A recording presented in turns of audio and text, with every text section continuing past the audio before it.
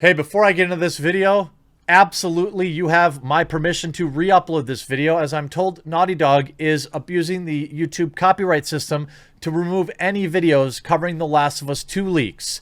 I will go through multiple examples of it in this video, but I want to just let you know that I will fight any strikes, and I fully approve of you reposting my video. What's going on, everyone? Jeremy here from The Quartering, and it looks like Naughty Dog is being a naughty dog. Now, I have a really important video following this one. I'm not sure if Nodos will send for it or not. I've just started publishing my videos during the day, but it's a very important video about a YouTube loophole that puts every creator at risk, and I show exactly why.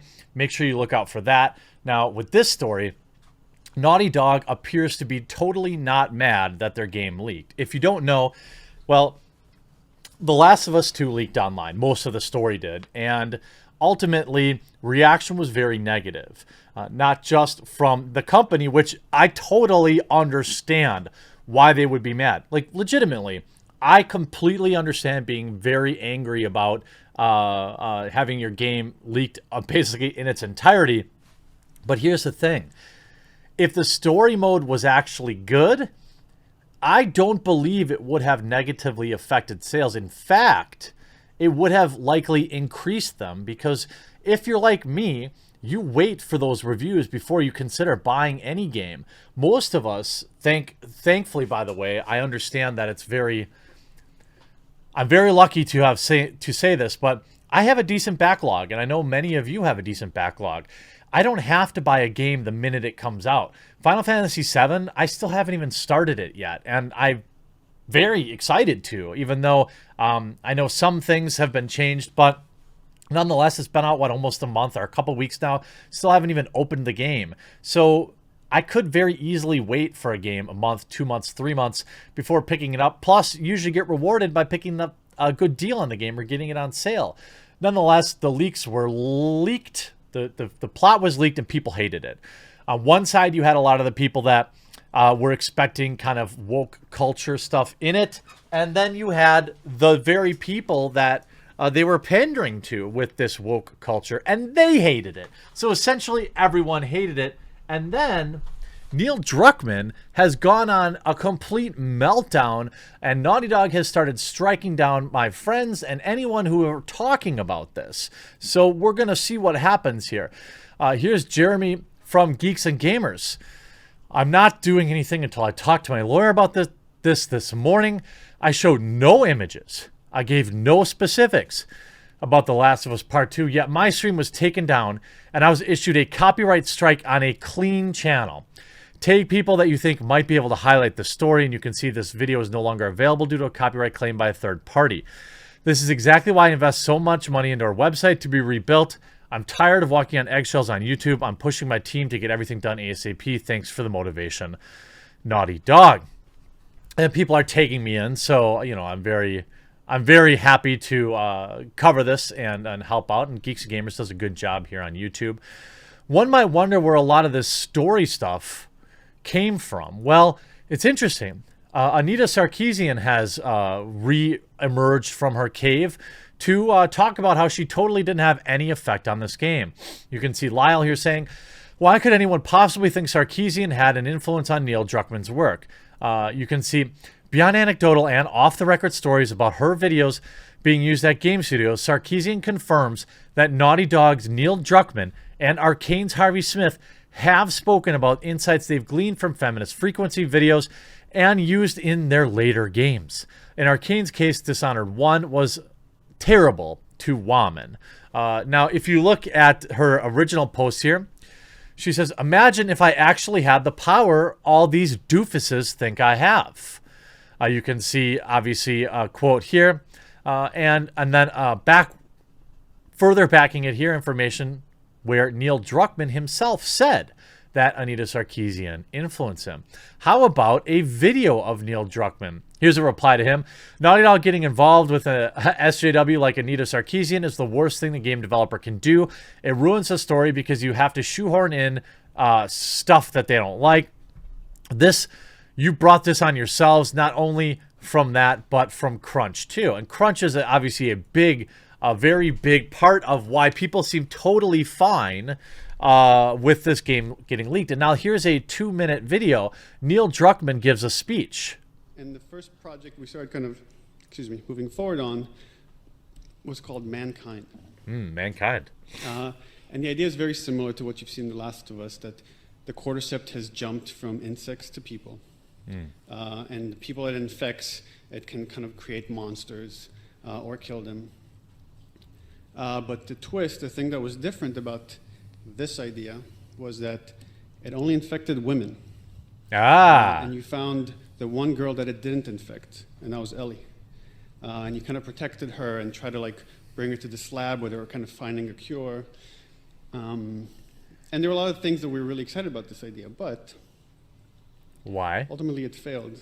And the reason it failed is because it was a misogynistic idea. It failed because misogyny, not because bad game. She's going to be kind of really attracted to and attached to as she grows up. And as a game creator, I look around at kind of what we are making and what are going to be her role models from the stories. And I don't like what I see. Good. More specifically, I'm talking about our female characters. Did you hear about did you hear the groans in the crowd? And whether we want to admit it or not, these are role models. And yet we sexualize, we objectify, we marginalize, and we reduce these female characters to a lot less than they can be. Wow. I sure hope she sees this, Neil. And this is coming from a guy that almost made a really misogynistic game. So I kind of know what I'm talking about. No, there's absolutely nothing misogynistic about a virus that only affects women. It's just a plot point. Unless the plot was that they deserved it. So once this thing failed and I had this awakening, almost exactly at the same time, this Kickstarter happened about the tropes versus women in video games. What? What? What? I thought Anita couldn't possibly have influenced The Last of Us. And while you might argue with the way it delivers its message or whether every point is exact, you can't argue with just the pattern that you see in the industry. So I was really intrigued by this. The videos for the video games hadn't come out yet, but I watched the rest of Anita's videos, and I realized it's not just a problem in games, it's actually throughout entertainment. Yes, that's correct.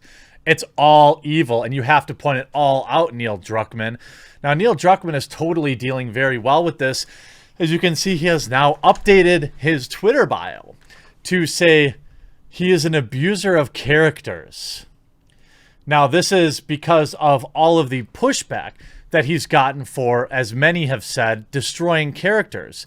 You can see Neil saying he's heartbroken, but we can look at the we can look at the reply, and you can see bonding into comics here. Please stop. I know that the constant barrage of people telling you how terrible you are likely has built up some kind of callous to it, but stop.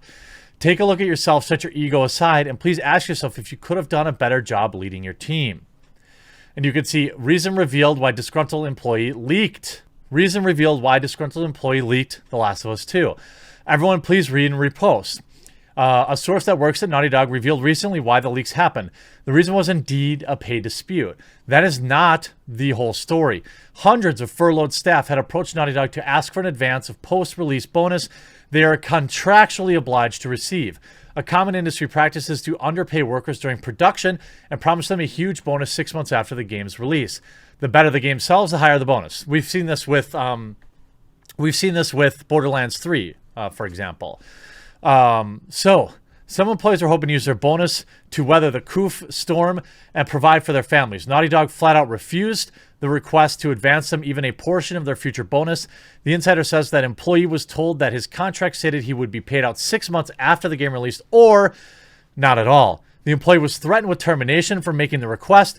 The studio was worried more employees would demand their bonuses now if they gave this one employee their bonus early. To add insult to injury, senior staff, including Neil Druckmann, asked for and received their bonuses early. If that's true, wow. The leaks were a way forcing the studio to release the game sooner than later. The leaker is risking their career and financial ruin so that fellow abused workers can get their piece of the pie a lot sooner. Wow. Wow. But that didn't stop angry Neil Druckmann from taking to his Instagram and posting this, using a Kurt Cobain quote, of course, because he's just like Kurt Cobain. At this point, I have a request from our fans. If you in any way hate certain groups of people of different color or women, please do this one favor and leave us the F alone. Don't come to our shows and don't buy our records. Is this the if you don't like it, don't buy it? I don't think that worked very good for Battlefield, which, by the way, just wrapped up production early because sales were so terrible. Are you kidding me, Neil Druckmann? Did you really just insinuate that if you don't like the story, then you must have a problem with gay folks? If you don't like, this is almost worse. This is not just if you don't like it, you don't buy it. It's like if you don't like it, you're phobic or you're an evil person. And you can see Naughty Dog and Sony attempt to quash The Last of Us leaks and silence anyone discussing them. This is via Bounding into Comics. YouTuber Ryan Cannell reports his YouTube channel received a copyright strike takedown, had removed his video talking about Anita Sarkeesian and Neil Druckmann's connection. He adds, I could not believe that the video showing an image that is out there everywhere. Anywhere you can find this image right now on the internet. There are people making memes about it. About this ma'am sitting there with a golf club after what she had done to a beloved character. For showing the image and talking about these leaks, I got a copyright strike. Cannell also details that a second video was removed on the Gaming with Geeks and Gamers channel. He explains not only did this video get removed there, but it got over here on Gaming with Geeks and Gamers, both videos I made. Cannell notes that he didn't show any videos. All I did was show a couple of still images that are literally being used by memes every second on Twitter. Sony and Naughty Dog. Are you joking? Cannell is not alone in reporting that his YouTube video has been taken down. YouTuber Mr. H reports that his video covering The Last of Us 2 leaks was also struck. Now, copyright strikes are a big deal because they can really affect a channel and your ability to upload videos ever. You have an option. You can counter that strike, or you can delete the video. Now, if you counter that strike and they counter back and they hold up their strike, you can't upload for a week. It's ridiculous. These companies are running amok. And by the way, if you want to re-upload this video and monetize it anywhere you want, you have my blessing. Naughty Dog, this is a great meltdown. I'm glad to be able to report on it. Hope you enjoyed this video. We'll talk to you again real soon.